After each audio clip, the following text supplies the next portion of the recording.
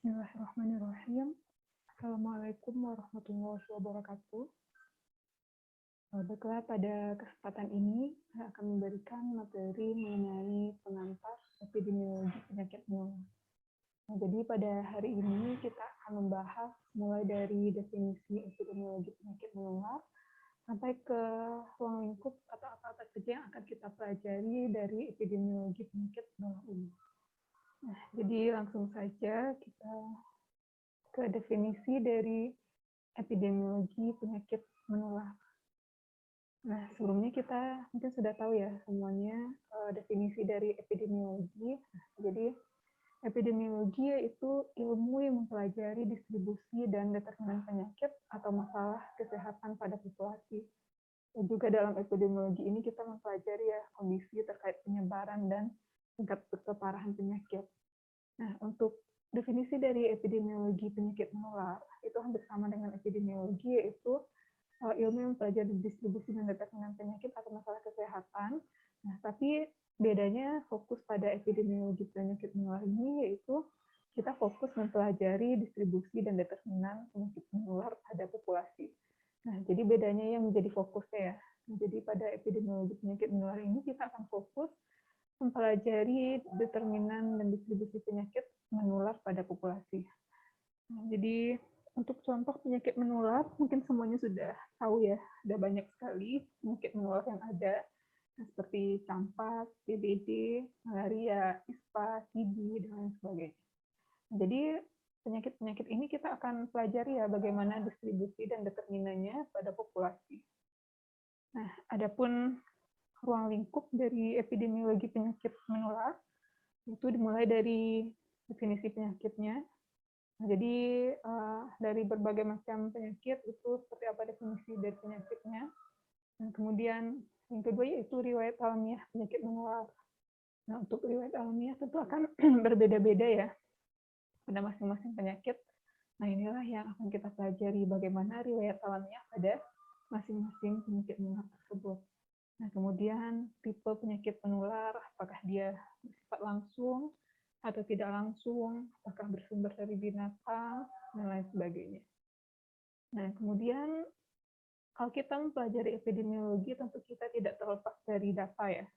Jadi pada penyakit menular ini kita juga akan membahas bagaimana data-data penyakit tersebut secara global maupun nasional. Jadi bisa angka kesakitannya, angka kematiannya, dan lain sebagainya.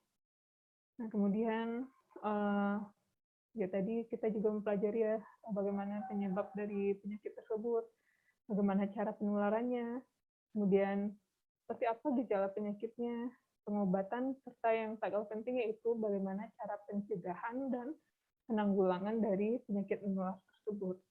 Nah, jadi nanti kita akan ini ya, pada pertemuan berikutnya, mungkin pada pertemuan 6 atau 7, nah itu kita mulai membahas pada masing-masing contoh penyakitnya. Misalnya penyakit HIV itu definisi penyakitnya apa, riwayat alamiahnya bagaimana, tipenya bagaimana, datanya bagaimana, cara penularannya bagaimana, gejalanya bagaimana, pengobatan serta penanggulangannya bagaimana. Nah, itu ya yang akan kita pelajari nanti. Jadi dimulai dari definisi penyakit sampai ke pencegahan, penanggulangan, dan juga pengobatannya. Nah, jadi nanti mungkin pada saat belajar epidemiologi penyakit menular, nah mungkin akan sering ya istilah-istilah ini muncul, yaitu transmisi, reservoir, virulensi, efektivitas, kemudian masa inkubasi, patogenitas, outbreak, epidemic, endemic, pandemi, sporadik, vulnerable, dan eliminasi. Nah, jadi diharapkan saudara ini ya sudah paham apa definisi dari terminologi ini. Nah, ini karena terminologi umum yang sering dibahas dan digunakan dalam epidemiologi penyakit menular. Nah, jadi yang menjadi tujuan umum dari kita mempelajari epidemiologi penyakit menular ini, nah yang pertama itu tentunya kita akan memahami etiologi dari penyakit ya. Kita memahami bagaimana penyebab dari penyakit tersebut. Nah, selain itu kita juga bisa mengetahui bagaimana gejala dan masa inkubasi dari suatu penyakit. Nah, tentunya pada penyakit menular kita akan membahas juga cara penularannya ya, cara penularan dari penyakit tersebut. Dan selain itu juga kita akan juga menyinggung bagaimana cara pengobatan dan perawatannya. Nah, yang terakhir yaitu kita memahami cara penanggulangan dari penyakit menular tersebut. Nah, tentunya yang menjadi fokus utama kita adalah pencegahan ya atau preventif dari penyakit menular tersebut. Nah, jadi yang paling maksudnya menjadi pembahasan utamanya tentu bagaimana pencegahannya, tindakan preventifnya karena di Kesmas ya. Bagaimana pencegahan dari atau pengendalian dari penyakit menular tersebut agar tidak menyebar luas, agar tidak semakin parah dan agar tidak agar tidak berujung kepada hal yang lebih fatal seperti itu.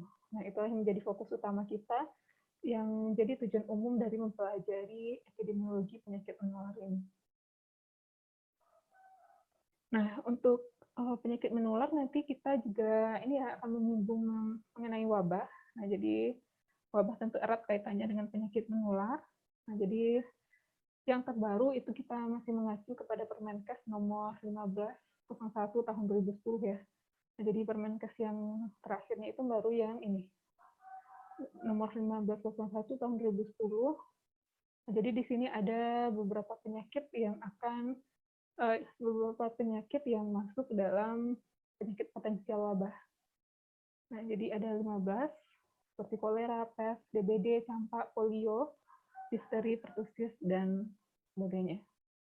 Nah, jadi mungkin nanti pada pertemuan akhir itu juga dibahas ya mengenai penyakit emerging yang sebelumnya tidak ada, ya mungkin tidak ada di Permenkes ini.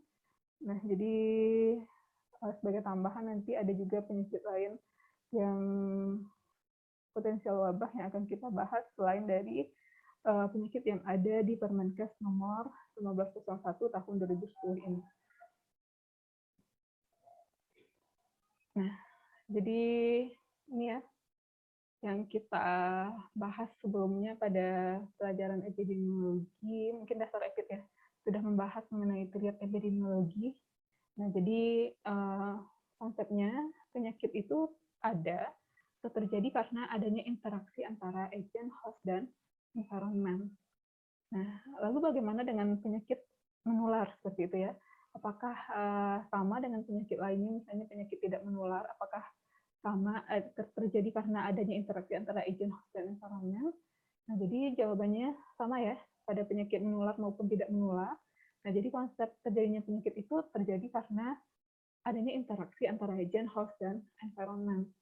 Nah, yang menjadi pembeda di sini antara penyakit menular dan tidak menular adalah agentnya. Nah, jadi pada penyakit menular itu yang menjadi agentnya adalah living agent. Nah, sedangkan pada penyakit tidak menular yang menjadi agentnya adalah non-living agent. Nah, jadi untuk penyakit menular itu agentnya agent hidup ya. Nah, sedangkan pada penyakit menular yang menjadi agentnya adalah agent non-hidup. Nah, jadi inilah yang menjadi pembeda antara penyebab penyakit menular dan tidak menular. Jadi terletak pada agentnya. Mungkin kita review kembali ya sedikit pelajaran yang dulu mengenai host, agent, dan environment. Nah, jadi agent itu merupakan benda mati atau benda hidup. Ya, jadi jika dia kontak dengan orang atau host yang peka pada environment yang sesuai, dia akan menstimulasi terjadinya suatu proses penyakit. Nah, adapun pembagiannya, agen ini dapat dibedakan menjadi agen biologis, fisik, kimiawi, mekanik, kemudian nutrien. Nah, yang menjadi agen untuk penyakit menular itu kan agen living agent. Nah, jadi di antara 5 agen ini berarti yang menjadi agen untuk penyakit menular adalah agen biologis. Nah, seperti bakteri, fungi, parasit, virus, dan lain sebagainya. Nah, kalau untuk agen fisik, kimiawi, mekanik, nah berarti ini untuk penyakit tidak menular ya. Nah, jadi ini contoh agen yang untuk penyakit tidak menular. Kalau yang fisik, kimiawi, mekanik, dan nutrien ini. Nah, kemudian host ini penjamu ya, tempat berlabuhnya penyakit. Nah, kalau faktor faktor dari host mungkin sudah kita bahas juga sebelumnya, dari umur, ras, jenis kelamin, sosioekonomik, status perkawinan, status kesehatan, riwayat penyakit terdahulu, genetik, nutrisi yang ada yang melekat pada diri host dan juga perilaku dari host itu sendiri. Nah, yang terakhir yaitu lingkungan atau environment.